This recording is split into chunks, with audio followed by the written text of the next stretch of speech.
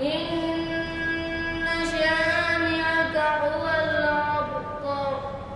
صدق الله العظيم.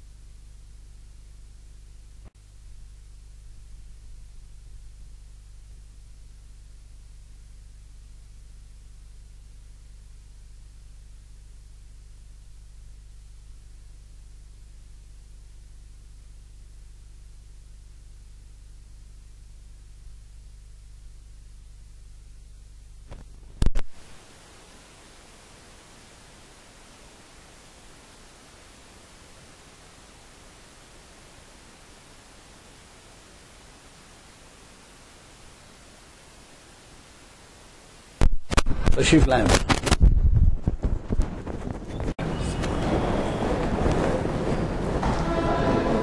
السلام علیکم ورحمۃ اللہ وبرکاتہ.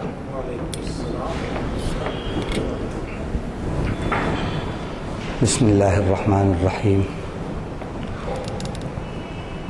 الحمد للہ رب العالمین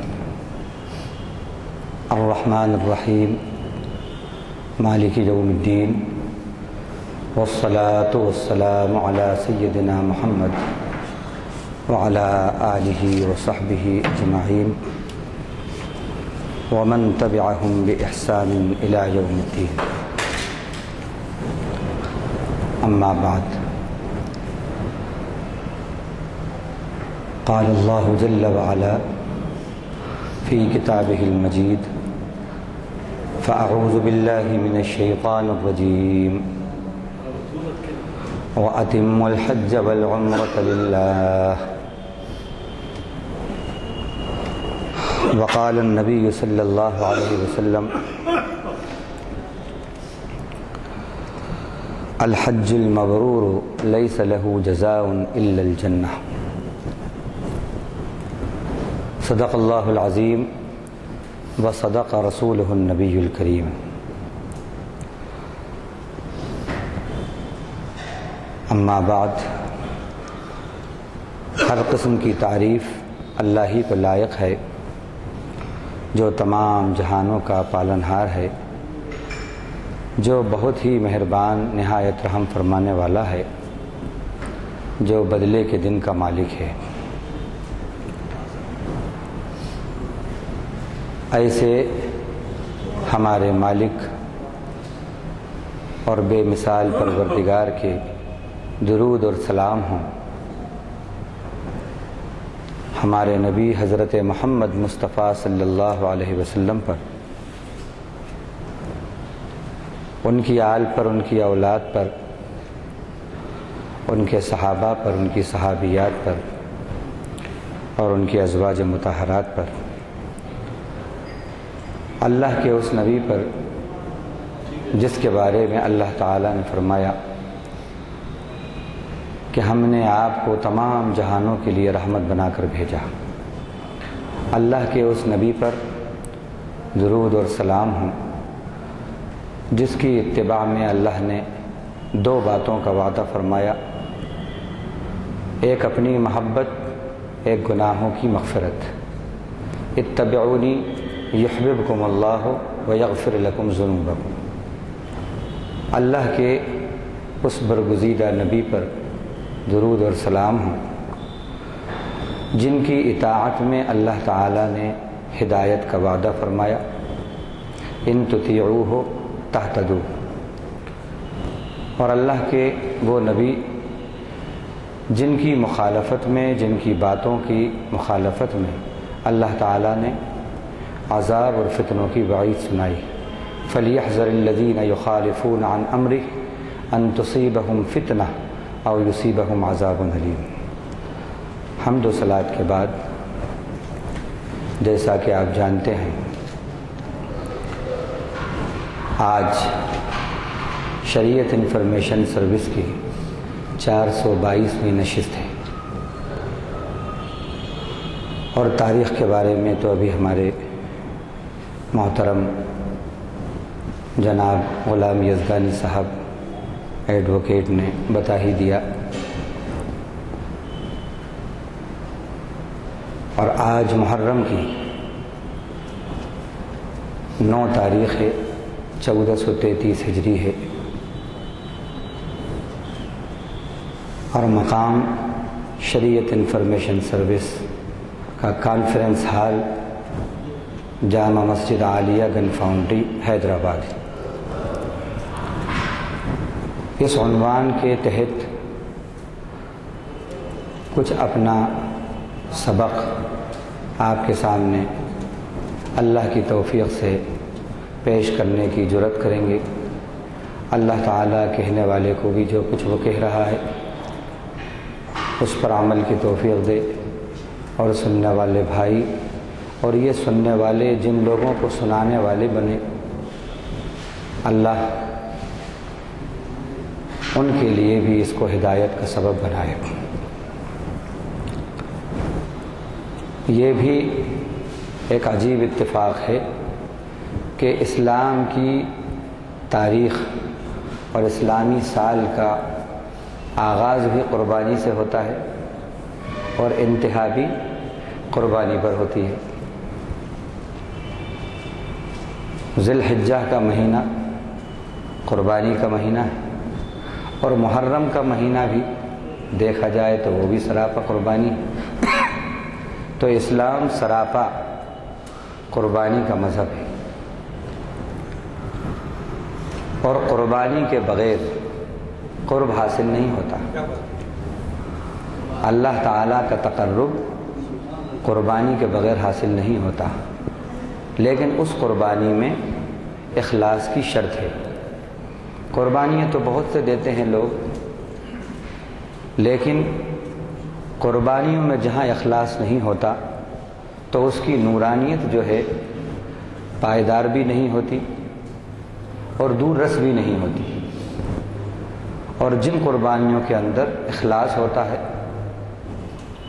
للہیت ہوتا ہے، خلوص ہوتا ہے، وہ قربانیوں میں انقلاب ہوتا ہے۔ اقبال کی یاد آتی ہے، انہوں نے کہا تھا، مٹا دے اپنی ہستی کو اگر کچھ مرتبہ چاہے، مٹا دے اپنی ہستی کو اگر کچھ مرتبہ چاہے، کہ دانہ خاک میں مل کر گل و گلزار ہوتا ہے۔ دانہ جب تک خاک میں اپنے آپ کو ملاتا نہیں ہے، فنا نہیں کرتا، اس وقت تک اس میں بقا نہیں آتی۔ تو یہ زندگی کا اصول ہے۔ اور اقبال نے کہا تھا ایک جگہ اور کہ عقابی روح جب بیدار ہوتی ہے جوانوں میں، نظر آتی ہے ان کو اپنی منزل آسمانوں میں۔ روح اقبال سے تھوڑی سی معذرت کے ساتھ اگر میں یوں کہوں، قرآنی روح جب بیدار ہوتی ہے جوانوں میں، نظر آتی ہے ان کو اپنی منزل آسمانوں میں۔ تو اس محفل میں حج اور قربانی کے مطلوبہ کردار کے عنوان سے قرآن اور حدیث میں جو کردار مطلوب ہے ایک حاجی کا، ایک قربانی دینے والے کا، اس پر اللہ کی توفیق سے کچھ روشنی ڈالیں گے۔ جہاں تک حج کی بات ہوتی ہے اور حج کا تصور آتا ہے تو ہم یہ دیکھتے ہیں کہ حج جو ہے اس وقت ایک پبلسٹی کا ذریعہ بن گیا یا القاب اور آداب کا ذریعہ بن گیا۔ حج نہ پبلسٹی کے لیے ہے، نہ القاب اور آداب میں اضافے کروانے کے لیے ہے، کرنے کے لیے ہے، اور نہ جانے سے پہلے پبلسٹی کے لیے ہے، نہ آنے کے بعد پبلسٹی کے لیے ہے۔ جا رہے ہیں تو فوٹو کے ساتھ، فوٹوگراف کے ساتھ خبر آتی ہے، سفر حج پر روانہ ہو رہے ہیں، واپسی ہوتی ہے تو بھی خبر آتی ہے، اور پھر الحاج اس کے بعد لکھنا اور لکھوانا یہ ایک پسندیدہ بات بن جاتی ہے۔ صحابہ کرام کی 99.9 جو ان کی شخصیتیں تھیں وہ سب کی سب حاجی تھیں آپ صلی اللہ علیہ وسلم کے زمانے میں، لیکن کسی ایک صحابی کے نام سے پہلے الحاج اگر کہیں لکھا ہوا آپ نے دیکھا ہو تو بتائیے۔ الحاج سیدنا عمر فاروق، الحاج سیدنا ابو بکر صدیق، الحاج سیدنا عثمان غنی، الحاج سیدنا علی۔ کیوں؟ یہ حاجی نہیں تھے؟ ارے یہ تو بڑے مستند حاجی تھے، بلکہ حاجیوں کے سردار تھے۔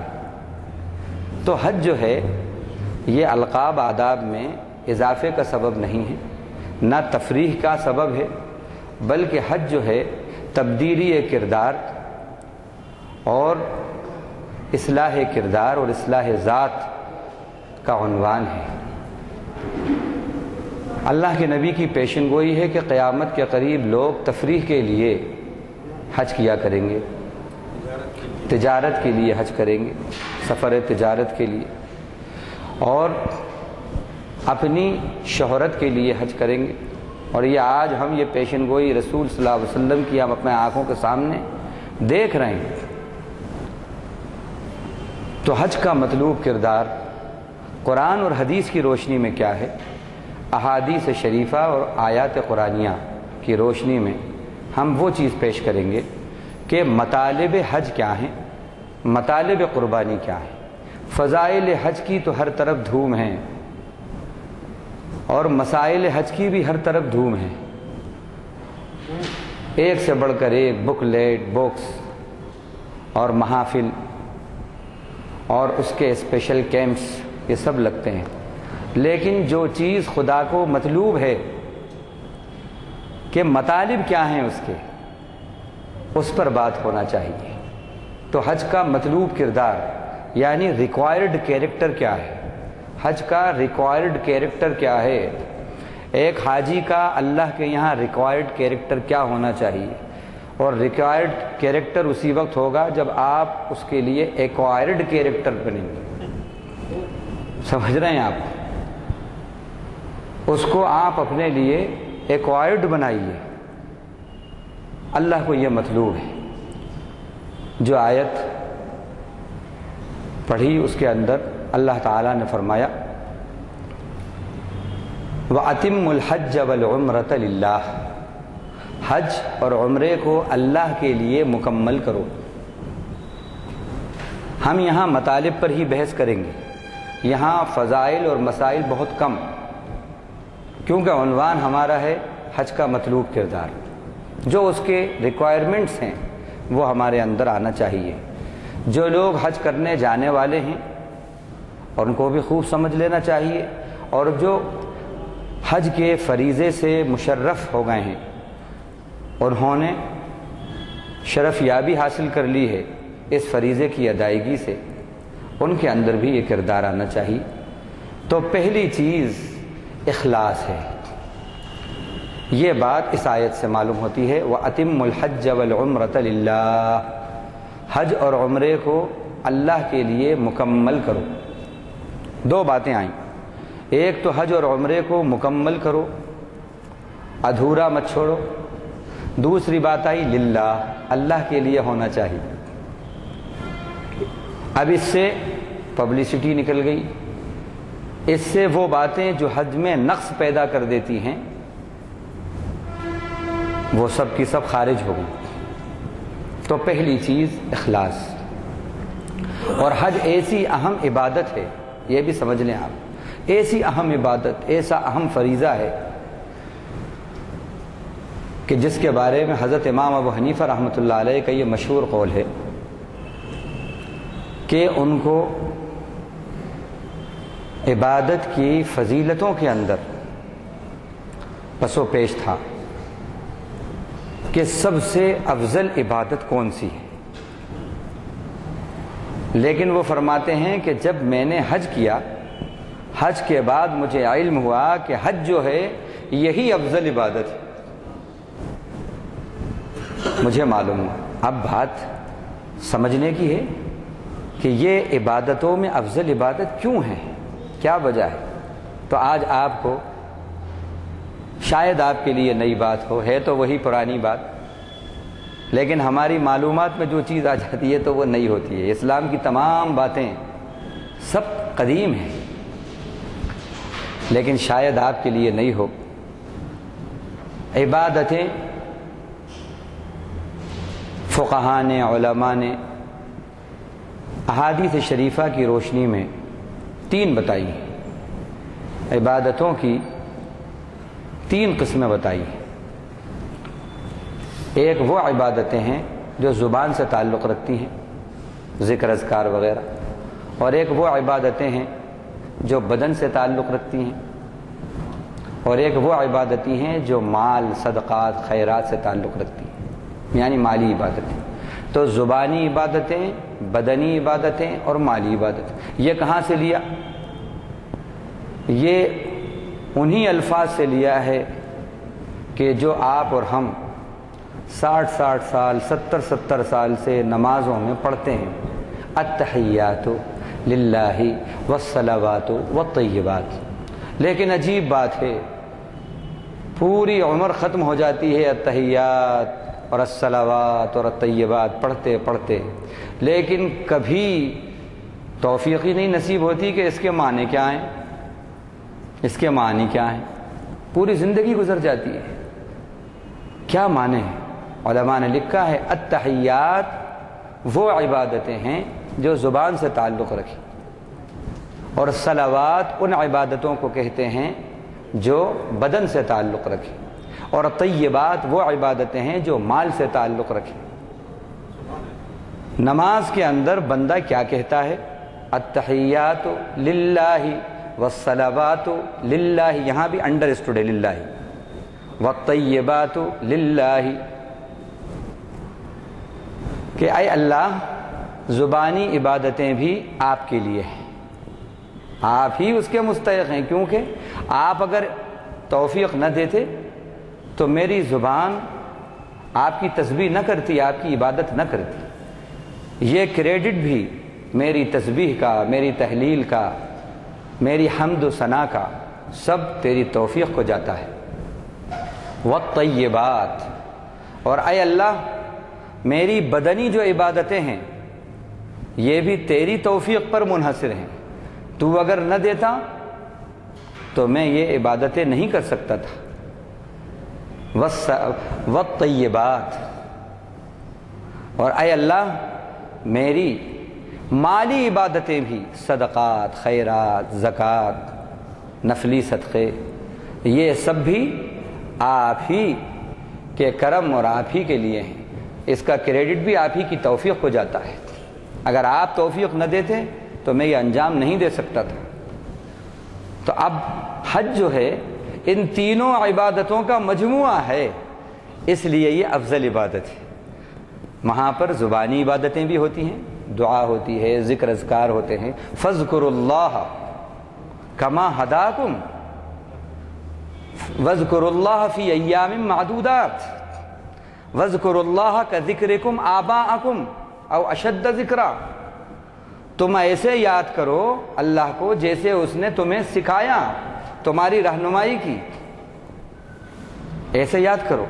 اور ایسے یاد کرو اللہ کو جیسے اپنے باپ دادوں کو یاد کرتے ہو، ان کا جیسا تذکرہ کرتے ہو. اور اللہ تعالیٰ کو جو گنتی کے دن ہیں یہ حج کے، ان دنوں میں اللہ کو یاد کرو. تو زبانی عبادتوں کا مجموعہ بھی ہے اور بدنی عبادتیں بھی ہیں. گھر بیٹھے بیٹھے حج نہیں ہو جاتا. یہاں سے مشقت اٹھانا، سفر کرنا، اور پھر راستے کی مشقتیں برداشت کرنا، سفر کی مشقتیں برداشت کرنا، پھر وہاں پہنچنا، بدن بھی شامل ہے. اور فری فنڈ میں حج نہیں ہو جاتا. وزراء کو چھوڑ دیجئے، وزراء کو چھوڑ دیجئے، فری فنڈ میں بھی حج نہیں ہوتا، مال بھی اس میں لگتا ہے. تو یہ مالی عبادت بھی ہے. تو حج جو ہے مجموعہ ہے زبانی، بدنی اور مالی عبادتوں کا، اس لیے یہ افضل عبادت ہے. اب ہم جب نماز میں التحیات للہ والصلوات والطیبات کہیں تو یہ تشریح ہمارے ذہن کے اندر رہنا چاہیے کہ ہمیں جو بھی عبادت کی توفیق مل رہی ہے، چاہے وہ ذکر کی شکل میں مل رہی ہو یا بدن سے ہم خدا کی عبادت کر رہے ہوں یا مال و دولت اللہ کے راستے کے اندر خرچ کر رہے ہوں، یہ سب کچھ ان کا کرم ہے اور ان کی توفیق ہے. وما توفیقی الا باللہ، مجھے جو کچھ بھی ملا ہے یہ صرف اور صرف اللہ کی توفیق سے ہے. تو حج کے بارے میں پہلے کچھ اہم باتیں سنیں. یہ ابن حبان اور بیہقی کی حدیث ہے. اس میں فرمایا نبی صلی اللہ علیہ وسلم نے کہ ان عبدا صححت له جسمه ووسعت عليه في المعيشة يمضي عليه 5 أعوام لا يفد إلي لمحروم. ابن حبان اور بیہقی کی حدیث ہے کہ وہ بندہ جس کو میں نے صحت دی، تندرستی دی، اس کے جسم کو تندرست کیا، تندرست بنایا، اور اس کے اوپر اس کی معیشت کے اندر، اس کے روزگار کے اندر وسعت دی، اور 5 سال اس کے اوپر اس حالت میں گزر گئے، تندرستی کے اندر، معیشت کی فراوانی کے اندر، اور پھر وہ میری طرف نہیں آتا تو وہ محروم ہے خیر سے.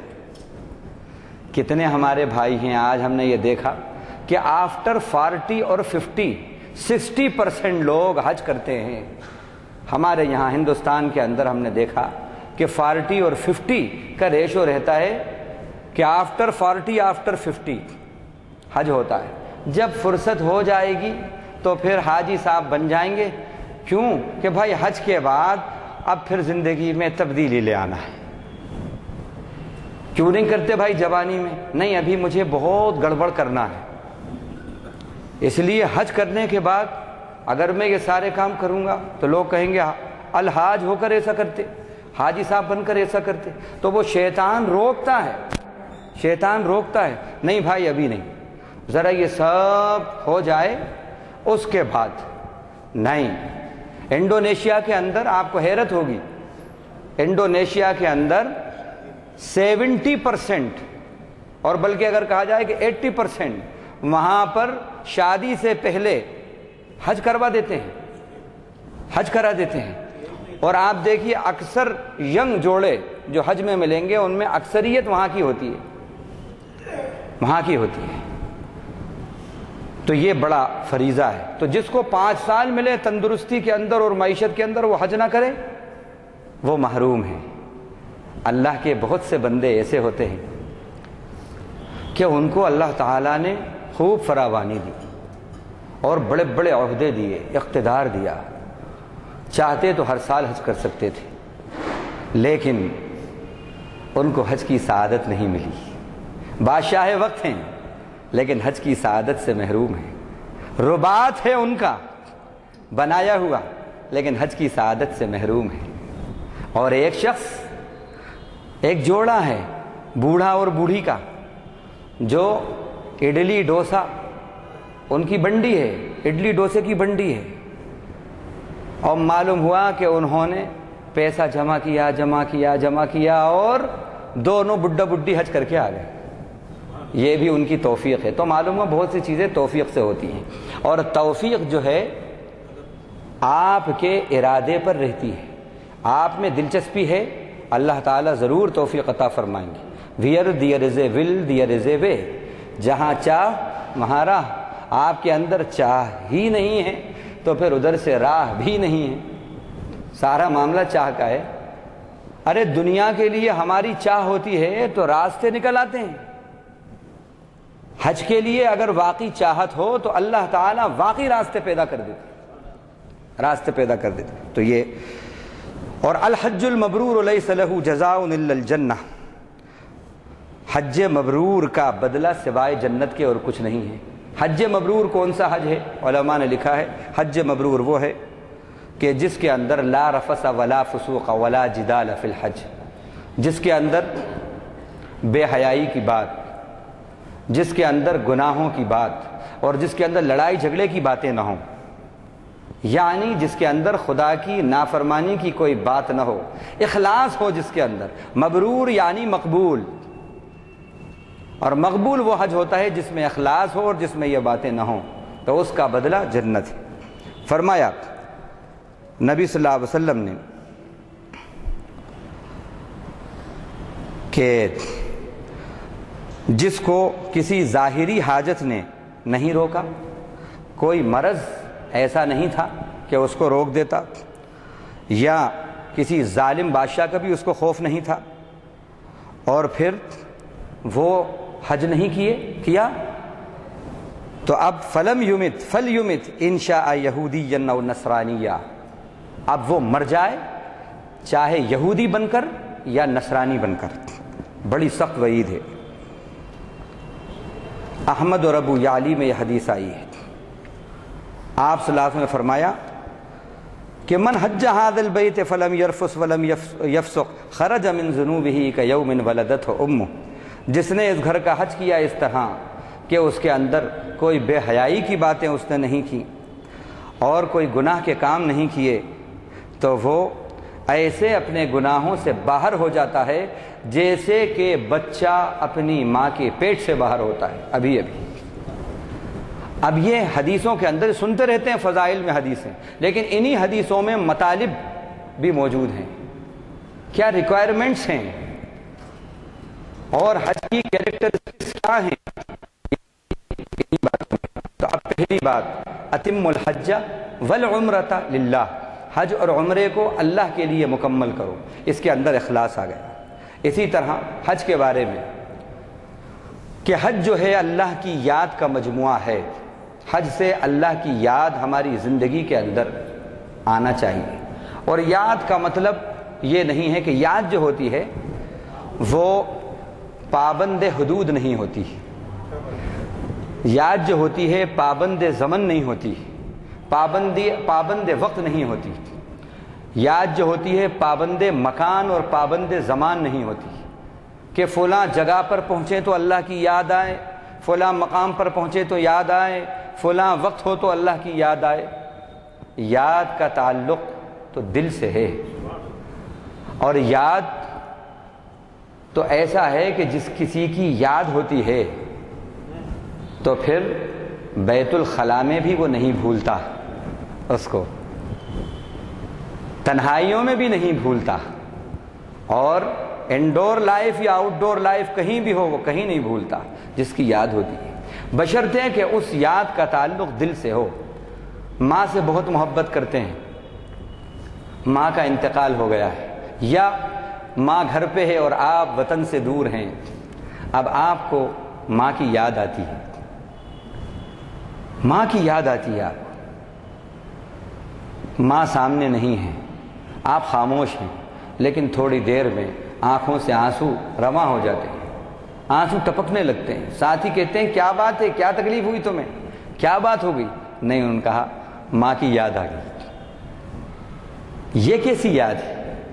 ماں کے احسانات یاد آئے، ماں کا چلنا، ماں کا پھرنا، ماں کا بیمار ہوئے ہیں تو رات بھر سرہانے بیٹھے رہنا، سر دباتے رہنا، ہاتھ پیر دباتے رہنا، اور دوا کھلانا، اور دھوپ کے اندر تکلیفیں اٹھانا، پریشانیاں برداشت کرنا، وہ احسانات اور وہ محبت میں اخلاص والی محبت، یہ سارے احسانات یاد آتے ہیں اور بس آنکھوں سے آنسو ٹپٹپ جاری ہو جاتے ہیں۔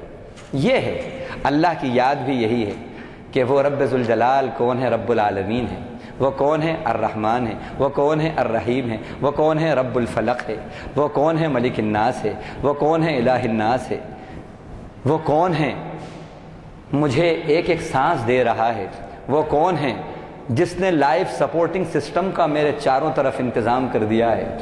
وہ کون ہے جو مجھے آکسیجن دے رہا ہے؟ وہ ہے جو میرے لیے پانی کو برساتا ہے۔ وہ ہے جو میرے لیے بادلوں کو جب اٹھاتا ہے، پانی جب لے کر چلتے ہیں تو کھاری ہوتے ہیں، لاتے ہیں تو وہ میٹھے ہوتے ہیں، پروسیس آف کنڈنسیشن کرتا ہے۔ وہ ہے کہ میری آمد سے پہلے میری ماں کے چھاتی کے اندر میرے رزق کا انتظام کر دیا ہے اس نے۔ وہ ہے، یہ ہے اللہ کی یاد، اور اس یاد کا تعلق زندگی کے 24 گھنٹوں سے ہے، پوری زندگی سے ہے۔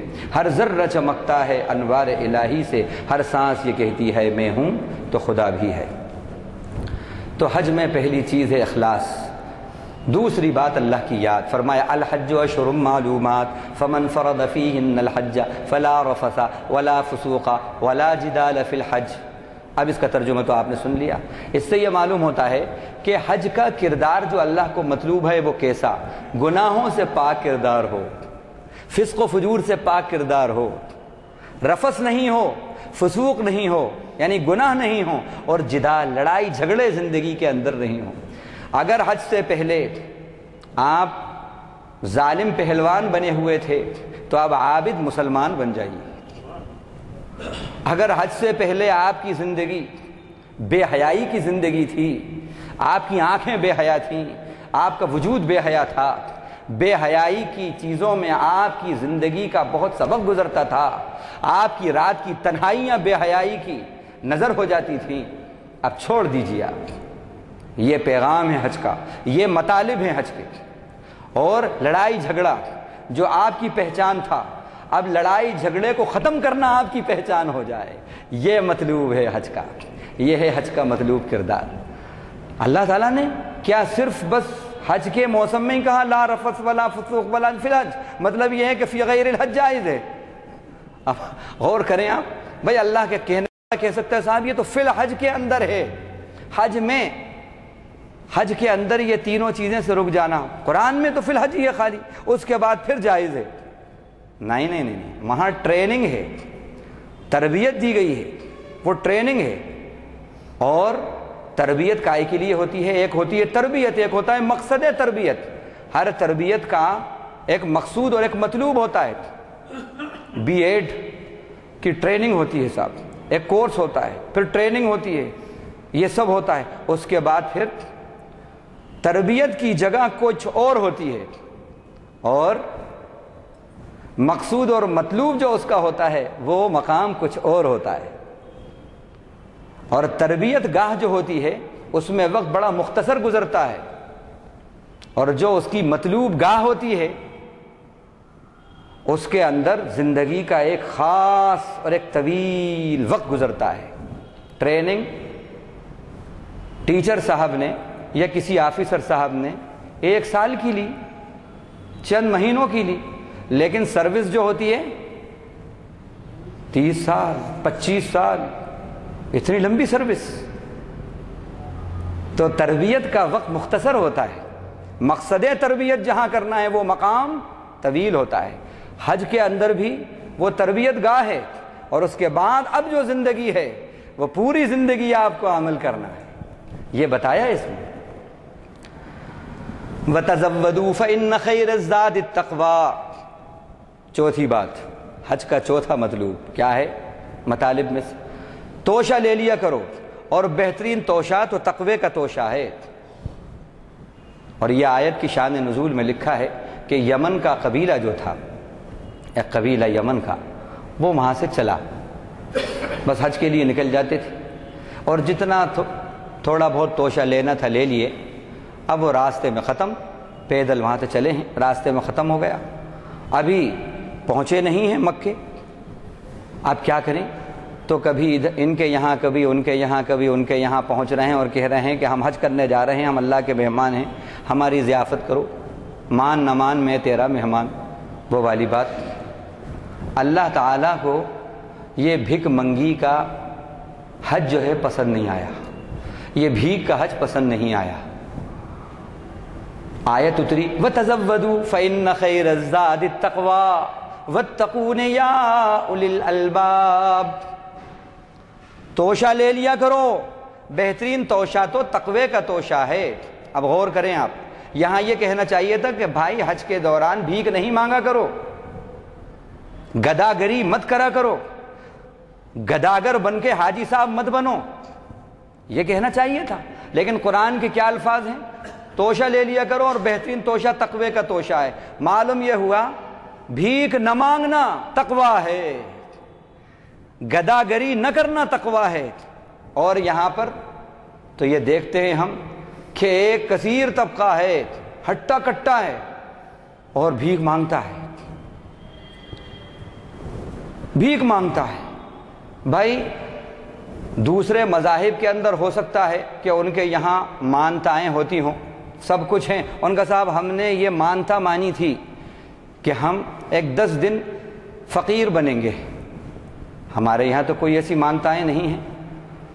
تو معلوم یہ ہوا دستے سوال دراز نہ کرنا کسی انسان کے سامنے، یہ بھی تقویٰ ہے۔ حج سکھاتا ہے خدا سے رشتہ جوڑو، یہ مانگنا اور یہ لوگوں کی محتاجی اور لوگوں کے سامنے اپنی ضرورتیں رکھنا، یہ بھی حج کا کردار نہیں ہے اور حاجی کا کردار نہیں ہونا چاہیے۔ اور بہترین توشہ تقوی کا توشہ ہونا چاہیے۔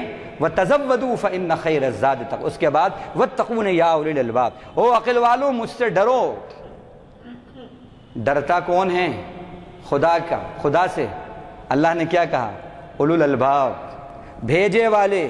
معلوم ہوا کہ جو خدا سے ڈر رہا ہے، جس کے اندر اللہ کا ڈر اور خوف آ گیا، اللہ کے یہاں وہ عقل والا ہے، بھیجے والا ہے۔ اور جس میں خوف خدا نہیں ہے، اللہ کے یہاں وہ بے وقوف ہے۔ قرآن یہ کہتا ہے تقوی کی علامت ہی یہ ہے کہ اللہ کا ڈر آ جائے۔ اب یہ بھیجے پر ایک بات یاد آ رہی ہے، ایک بزرگ کی صحبت میں تھے اور انہوں نے بڑی اچھی بات کہی، محفل تھی ان کی، سمجھایا ان کا کہ بھائی کوئی شخص ہوٹل میں گیا، ابھی جا کے ہوٹل میں بیٹھا ہی ہے کہ بغیر آرڈر دیے ٹیبل پہ چائے آ گئی۔ آپ کہنے لگے، کبھی دائیں دیکھتا ہے بائیں دیکھتا ہے کہ میں نے تو آرڈر دیا نہیں، بغیر آرڈر دیے یہ چائے کس نے بھیج دی؟ دیکھتا ہے، اب بھیجے نے کام کرنا شروع کرا، بھیجا فوراً کام کرنا شروع کر دیتا ہے، بغیر آرڈر دیے کس نے بھیجی؟ ادھر دیکھتا ہے ادھر دیکھتا ہے، ذرا دیکھتا ہے تو اچھا کریم بھائی جی اب آئی سمجھ میں۔ تو انہوں نے یہ کہہ کر بتایا کہ ایک چائے کی پیالی بغیر آرڈر کے آ جاتی ہے تو آپ کا بھیجا کام کرنا شروع کر دیتا ہے، کس نے بھیجی؟ اور ہر لمحہ یہ سانس آ رہی ہے، کوئی بھیج رہا ہے اس کو، لیکن کون بھیج رہا ہے اس کی معرفت آپ کو نہیں ہے، اس بارے میں آپ کی عقل کام نہیں کرتی۔ یہ کیسی بات ہے، یہ کیسا عرفان ہے؟ اور جب کہ اللہ تعالیٰ نے اس کو حکم کہا ہے، اپنا حکم، عجیب بات ہے، ہمیں پتہ ہی نہیں۔ وَيَسْأَلُونَكَ عَنِ الرُّوحِ قُلِ الرُّوحُ مِنْ أَمْرِ رَبِّي، یہ لوگ روح کے بارے میں پوچھتے ہیں، کہیے کہ روح میرے رب کے حکم کا نام ہے۔ اب اس کے اندر لوگ خوب بے وقوف بناتے ہیں، یہ آیت پڑھ کے خوب روحانیت، میاں روحانیت یہ ہوتی، میاں روحانیت یہ ہوتی۔ اسلام سادہ مذہب ہے، سیدھا مذہب ہے، دین الفطرہ ہے، فطرت کا مذہب ہے۔ ہمارے نبی رحمت للعالمین ہیں، سارے عالموں کے لیے رحمت ہیں، ان کی ہر بات نیچرل ہے اور ان کی ہر بات امپریسو ہے، ایفیکٹو ہے، اور ایسا ہے کہ چھوٹے بھی کر سکتے ہیں، بڑے بھی کر سکتے ہیں۔ کیا مطلب ہے اس کا؟ سیدھا سادہ مطلب ہے کہ یہ جو روح، جو سانس آ رہی ہے جا رہی ہے، یہ رب کے حکم سے آ رہی ہے۔ صحیح تو بات ہے، ساری کائنات کے اندر لوگ کوشش کر رہے ہیں، سائنسداں پریشان ہیں کہ کیا بات ہے، یہ سانس کہاں سے آتی ہے، کیسے آتی ہے، کیا ہوتا ہے، کیا ہوتا ہے۔ روبوٹ تو بنا لیا لیکن سانس نہیں ڈال سکتے، روح نہیں ڈال سکتے، سب کچھ تو کر لیا، ایک مچھر میں بھی روح نہیں ڈال سکتے۔ اللہ بتا رہا ہے او انسان تو مجبور ہے، ہم قادر ہیں، دیکھ ایک سانس پہ اپنے آپ کو دیکھ، پہچان لے مجھ کو۔ وہی بزرگ کہا کرتے تھے میاں کہا جاتا ہے کہ سانس ہے جب تک آس ہے، بھائی کائی کی آس ہے؟ پھر کہتے تھے کائی کی آس ہے بھائی، میرا خدا میرے پاس ہے۔ سانس ہے جب تک آس ہے، کائی کی آس؟ میرا خدا میرے پاس ہے، ہر ذرہ چمکتا ہے انوار الہی سے، ہر سانس یہ کہتی ہے میں ہوں تو خدا بھی ہے۔ اب کیا کیا بتائیں آپ کو، باتیں بہت ہیں، باتیں بہت ہیں، لیکن ایک ایک بات میں مطالب حج بتا رہا ہوں۔ یہ انٹولڈ سٹوری ہے، اس پر باتیں نہیں ہوتی۔ آیات قرآنیہ میں مطالب حج کیا ہیں، حاجی کو وہ مطالب معلوم ہونا چاہیے، وہ ریکوائرمنٹس معلوم ہونا چاہیے۔ تو وَتَزَوَّدُوا فَإِنَّ خَيْرَ الزَّادِ التَّقْوَىٰ وَاتَّقُونِ یا تو تقویٰ، حاجی کے اندر خوف خدا ہونا چاہیے۔ میں نے یہ دیکھا حج کیے ہوئے ہیں لیکن نمازیں غارت ہو رہی ہیں، حاجی صاحب ہیں لیکن رشوتوں کے بازار گرم ہیں، حاجی صاحب ہیں لیکن پڑوسی کو تکلیف دے رہے ہیں، حاجی صاحب ہیں لیکن جھوٹے مقدمے لڑ رہے ہیں، حج کر کے آ گئے ہیں لیکن معلوم ہوا لوگوں کی کھلی اڑا رہے ہیں، لوگوں کو بے عزت کر رہے ہیں۔ نہیں، اگر حج کے بعد آپ کے اندر خوف خدا نہیں آیا تو گویا کہ آپ کے حج کے اندر جو اس کے مطالب تھے، جو مطلوب کردار ہونا چاہیے، ابھی آپ کو نہیں ملا۔ اس کے بعد فرمایا پھر آگے فَإِذَا أَفَضْتُم مِّنْ عَرَفَاتٍ فَاذْكُرُوا اللَّهَ عِندَ الْمَشْعَرِ الْحَرَامِ، جب عرفات سے پلٹو واپس ہو تو مشعر حرام کے پاس یاد کر لیا کرو اللہ کو۔ اب یاد کیسے کرو، کیسے یاد کرو؟ فَاذْكُرُوا اللَّهَ كَذِكْرِكُمْ آبَاءَكُمْ، یاد کرو کیسے؟ جیسے اپنے باپ دادوں کو یاد کرتے ہو۔ اب دیکھیے آپ کیا اللہ تعالیٰ کی فصاحت اور بلاغت کلام کی، آپ غور کریں۔ والد صاحب کی یاد، دادا صاحب کی یاد پابند وقت نہیں ہوتی، پابند موسم نہیں ہوتی، اپنے بزرگوں کی یادیں پابند موسم نہیں ہوتی، پابند ایام نہیں ہوتی، بلکہ ان کی یادیں ان کا کوئی حد نہیں ہوتی، وہ تو لامحدود ہوتی ہیں، کوئی ان کے اوپر بین نہیں ہوتا، کوئی ان کے لیے ریسٹرکشنز نہیں ہوتے۔ یہ ہے اب کیسے آتی ہے باپ دادوں کی یاد؟ ان کے احسانات جو آپ پر ہیں، وہ احسانات یاد آتے ہیں، اور آپ کو والد بزرگوار کی یاد آتی ہے، آپ کو دادا صاحب کی یاد آتی ہے۔ بالکل اللہ کو بھی ایسے ہی حاجی کو یاد کرنا چاہیے، اور وہ کب ہوگا؟ جب جو آپ پڑھتے ہیں، جو عبادتیں آپ کرتے ہیں، جو حج کی عبادتیں آپ کرتے ہیں، جو دعائیں آپ پڑھتے ہیں، اور جو نماز میں اللہ کا ذکر کرتے ہیں، اس کی معرفت حاصل ہو۔ ایک بار ترجمہ ضرور دیکھ لو۔ میں تو یہ کہتا ہوں کہ جو لوگ حج کرنے جا رہے ہیں، ایام حج کے اندر یہاں سے جو دعائیں وہ پڑھنا ہے ان کو، اور جو ذکر اذکار کرنا ہے، اور جو نمازوں کے اندر پڑھتے ہیں، اگر خالی بس وہی چیزیں اور ان کے ٹرانسلیشن کے اوپر تھوڑا سا وہ دھیان دے دیں، اور جب وہ ادا کریں وہ الفاظ، تو وہ پورے معرفت کے ساتھ ترجمے پر دھیان رکھ کے کریں، آپ سے سچ کہتا ہوں اس حج کے اندر ایک شان اور ایک جان پیدا ہو جاتی ہے۔ تو کیسے یاد کرو؟ جیسے اپنے باپ دادوں کو یاد کرو۔ مطلب یہ ہوا کہ حج کا مطلوب یہ ہے، حج کا مطالبہ یہ ہے حاجی سے کہ اس کے اندر اللہ کی یاد اسی طرح آ جائے جس طرح اس کے خاندان کے بزرگوں کی یاد اس کے دل اور دماغ پہ چھائی ہوتی ہے۔ جیسا میں نے بتایا کہ یاد جو ہے پابند موسم نہیں ہوتی، پابند زمانہ نہیں ہوتی، پابند وقت نہیں ہوتی، پابند مکان نہیں ہوتی۔ مطلب کیا ہوا؟ ڈومیننٹ پوزیشن لے لینا، اللہ آپ کی زندگانی میں ڈومیننٹ پوزیشن لے لیں، یہ ہے اللہ کی یاد۔ تو فَذْكُرُوا اللَّهَ كَذِكْرِكُمْ آبَاءَكُمْ أَوْ أَشَدَّ ذِكْرًا، ارے یہ تو کم ہیں، ان سے بھی زیادہ تمہیں یاد آنا چاہیے، جتنے باپ دادوں کی یاد آتی ہے ان سے بھی زیادہ خدا کی یاد تمہیں آنا چاہیے۔ اس کے بعد اب ایک مطالبہ اور، وَاسْتَغْفِرُوا اللَّهَ، اسی کے آگے یہ الفاظ نہیں، اللہ سے گناہوں کی مغفرت اور بخشش طلب کرو۔ استغفار، گناہوں کی مغفرت اور گناہوں کی بخشش طلب کرنا اللہ سے۔ دیکھیے غلطی ہو جاتی ہے کسی سے اور واقعی اس سے غلطی ہو گئی، تو جب وہ معافی مانگتا ہے ایک مجرم پولیس اسٹیشن کے اندر جب وہ لایا جاتا ہے تو وہ معافی کیسے مانگتا ہے؟ معافی ہے، معافی ہے، معافی ہے، معافی ہے، معاف کر دو، معاف کر دو، معاف کر دو. کیا اس طرح کہتا ہے؟ کیا اس کا انداز ہوتا ہے؟ اس کے الفاظ کیا ہوتے ہیں؟ Sir I am sorry sir, sir I am so sorry sir, sir آئندہ ایسا نہیں ہوگا سر. میں نے دیکھا، آپ نے بھی دیکھا ہوگا، ہمارے سینئر ایڈوکیٹ صاحب بیٹھے ہیں، واسطے خوب پڑھتے رہتے ہوں گے.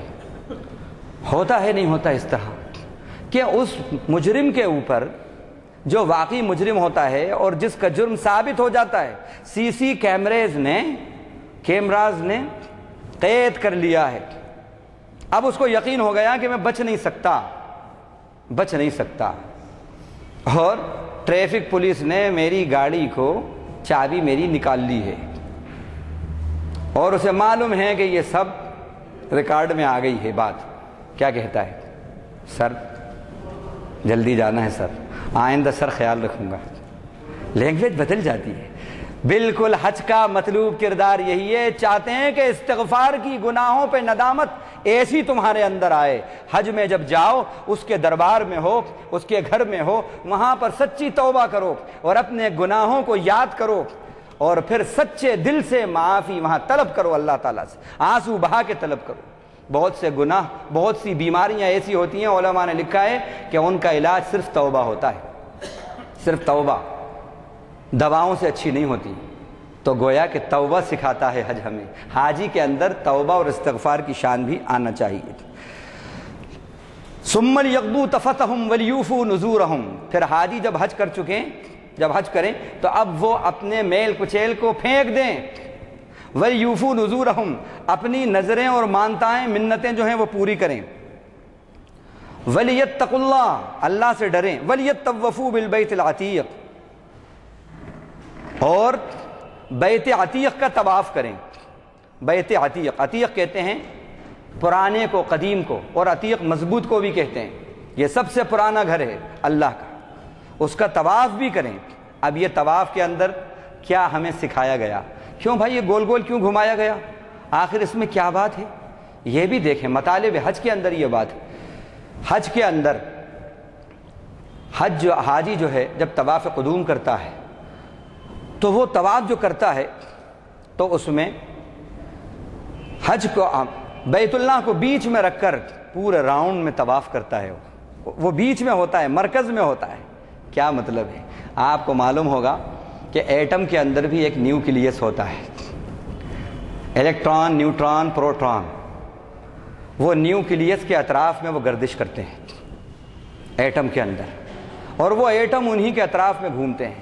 تو یہ حج کے اندر طواف کروانا، اس سے یہ چاہا جا رہا ہے کہ تم جس طرح یہاں طواف کرتے ہو میرے گھر کا، او حاجی اپنی زندگی کے اندر مجھی کو اپنا محور اور مجھی کو اپنا مرکز بنا کر تیری زندگی پورے میرے اطراف گھومے. یہ تجھ کو مطلوب ہے، تجھ سے مجھے یہ مطلوب ہے. حاجی یہ کہتا ہے، اے اللہ جس طرح میں اب تیرے گھر کے اطراف میں گھوم رہا ہوں، اے اللہ میں آج طواف کے ذریعے یہ عزم اور ارادہ کرتا ہوں کہ اب میں تیرے سامنے پوری زندگی بس تیرے ہی اطراف میری زندگی گزرے گی، تیری مرضی کے مطابق میری زندگی گزرے گی. یہ بہرحال یہ چند باتیں تھیں، وقت ختم ہو گیا.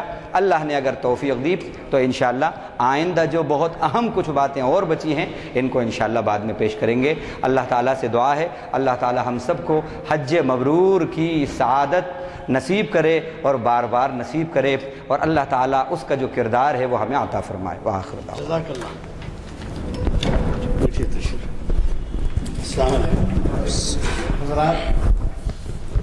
آپ کو اندازہ ہو گیا ہوگا کہ ہمارے مقررین کس قدر حالات کے پس منظر میں جو بھی باتیں تہ دل کے ہوتی ہیں وہ پہنچانا چاہتے ہیں. مولانا نے، میں کچھ دیر کے لیے باہر گیا تھا، مجھے اندازہ نہیں ہے کہ اقبال کو آپ نے کوٹ کیا پہلے. ایک شعر وہ بھی آپ نے بتا دیا، نماز و روزو. ایک علامہ کا ایک شعر ہے جو لب لباب آپ کی تقریر کا ہے، اس پہ صادق آتا ہے وہ ہے نماز و روزہ و قربانی و حج. کیا فرائض؟ نماز و روزہ و قربانی و حج یہ سب باقی ہیں، تو باقی نہیں ہے، علامہ فرماتے ہیں. دوسرے یہ کہ آپ نے ٹھیلے والے کا ذکر کیا کہ وہ پیسہ بچا کے اب وہ میاں بیوی گئے. مجھے اللہ تعالیٰ نے توفیق دی اور مجھے نصیب ہوا حج جنوری 74 کا. اس حج میں بنگلہ دیشی کو وہاں پر آنے کی اجازت بنگلہ دیش پاسپورٹ پہ نہیں تھی کیونکہ ریکگنائز نہیں تھا وہ. تو بنگلہ دیشی حاجیوں کو ہندوستان نے اپنے یہاں سے روانہ کیا. تو وہ آئے اور یہاں کے پاسپورٹ پہ گئے یا جو سہولت تھی. تو ہم جہاں ٹھہرے تھے وہ پانی کی ٹانکی ایک مشہور ہے، فاروق معلم صاحب کا ہوتا ہے شامیانہ یا ڈیرا ٹٹیوں کا ہوتا. تو ہم ٹھہرے ہوئے تھے اندر کمروں میں. صبح جب اٹھ کے دیکھ رہے ہیں فجر کی نماز میں تو کھانے کی جگہ یا نماز کی جگہ جو کھلی رکھی ہوئی تھی سب بنگلہ دیشی بھر گئے ہیں کیونکہ وہ دیر سے ان کو پاسپورٹ ایشو ہوا تھا اور جگہ نہیں تھی. تو میں آپ سے کیا عرض کروں کہ اس کیمپ کے ہم باہر جاتے تو جام کے ٹن، دودھ کے ٹن، ڈبل روٹی یہ سب جو ہے گھوڑ پہ پڑے رہتے تھے بیسٹ. اور یہ لوگ جو ہے ستو کہیے یا کیا کہیے، روٹی جو لائے پانی میں بھگا کے کھا رہے. اندازہ لگائیے کہ کیا جذبہ ان لوگوں میں ہے اور ان کی کیا حالت تھی. بہرحال اللہ کا شکر ہے کہ ہم کو ایسی نصیحتیں مل رہی ہیں. آپ نے ذکر کیا بادشاہوں کا، مجھے جہاں تک معلوم ہے، میں توفیق اس کے ساتھ نہیں کہہ سکتا باوسوخ، لیکن مجھے جو معلوم ہے وہ کہہ رہا ہوں کہ مغل بادشاہوں میں کسی نے حج نہیں کیا. صحیح ہے؟ کیا ہے آپ کو اندازہ؟ نہیں، مجھے تو اندازہ نہیں ہے، تاریخ میں پڑھا نہیں. حالانکہ ان لوگوں نے بہت بڑے کام انجام دیے. ان کے خامی نہیں بتا رہا ہوں میں، ان کے حالات ایسے تھے، کیا تھا میں نہیں معلوم. آپ اتنا کیوں دور جاتے ہیں؟ حیدرآباد سے جو قافلے جاتے تھے وہ قافلوں کو بھی لٹ جانے کا ڈر ہوتا تھا. اور یہ ہمارے بچپن کا زمانہ ہے. خادر محی الدین صاحب نامی جن کا یتیم خانہ ہے اس وقت، کیا ہے وہ یتیم خانہ ہے نا کاچی گوڑے میں، یتیم انجمن خالد المسلمین، وہ ان کا قائم کردہ ہے. تو اعلیٰ حضرت حضور نظام ان کو بھیجتے تھے اور ان کے ساتھ قافلے جاتے تھے. تو یہاں سے کیوں ایسا ہوتا تھا بھیجنے والوں کا؟ رونا پلانا اور پھول کے ہار اور نامپلی اسٹیشن پہ شامیانے اور بھیجنے والوں کے لیے ایک جلوس. اور پھر میں کیا بتاؤں اس زمانے کا. اور آج دیکھیے آپ کو کتنی سہولتیں ہیں، وہ زمانے میں نہیں تھی. قافلوں کے قافلے لٹ جاتے تھے. اس کے باوجود ایسے لوگ تھے، ایمان کی اتنی پختگی تھی کہ وہ برابر حج کے لیے جاتے تھے اور چاہے لٹ جائیں کچھ کریں. لیکن وہ جو ہے حیدرآباد میں دکنی محاورہ ہے، معاف کرنا، کیونکہ مولانا نے کہا حج سے آ جانے کے بعد کیا کیا ہوتا ہے. تو حیدرآباد میں ایک دکنی محاورہ معلوم نہیں کہاں کہاں ہیں کہ آنے کے بعد یا تو حاجی اور نیک رہتے ہیں یا حاجی جا کے پاجی بن جاتے ہیں. جی اچھا، جی اچھا، ہاں بس کریے آئیے آئیے. آنے کے بعد یہ 5 سال ضروری ہے، 1 سال جتنی آئے. وہ بتایا اللہ کے نبی نے، اگر 5 سال کی مدت بھی گزر گئی اور اس میں نہیں گئے، یہ مطلب نہیں ہے کہ مدت ہی گزرنا، مدت بھی کی بات ہے کہ 1 سال پایا نہیں گیا، دوسرے سال یعنی 5 سال تک نہیں گیا اور پھر اسی میں وہ ہو گیا تو پھر اس کی وعید ہے. یہ مطلب نہیں ہے یہاں کے 5 سال مکمل کریں پھر جائیں. وَلِلَّهِ عَلَى النَّاسِ حِجُّ الْبَيْتِ مَنِ اسْتَطَاعَ إِلَيْهِ سَبِيلًا. اللہ کے لیے لوگوں پر حج ہے جیسی استطاعت آئے. یہ تو ایک بتائی حج کہ آپ کو چھوٹ ہے، پھر وعید میں شامل ہو جائیں گے آپ 5 سال کے بعد. یہ 5 سال کی جو مدت ہے یہ اس لیے بتائی کہ وعید میں شامل ہو جائیں گے. ابھی 5 سال سے پہلے کر رہے ہیں، وسعت کے بعد تو ابھی وعید میں شامل نہیں ہوئے.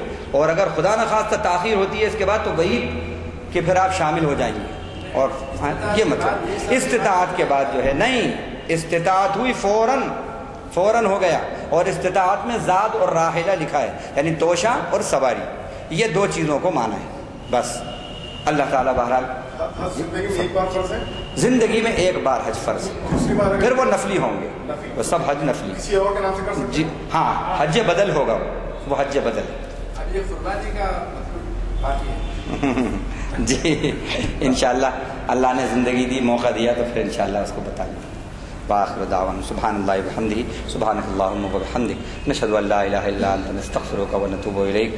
اللہم اجعلنا من الذین یستمعون القول فیتبعون احسن. اللہم اسمعنا منادی الجنة مع الابرار. سبحان ربک رب العزة عما یصفون وسلام علی المرسلین. آمین والحمد للہ.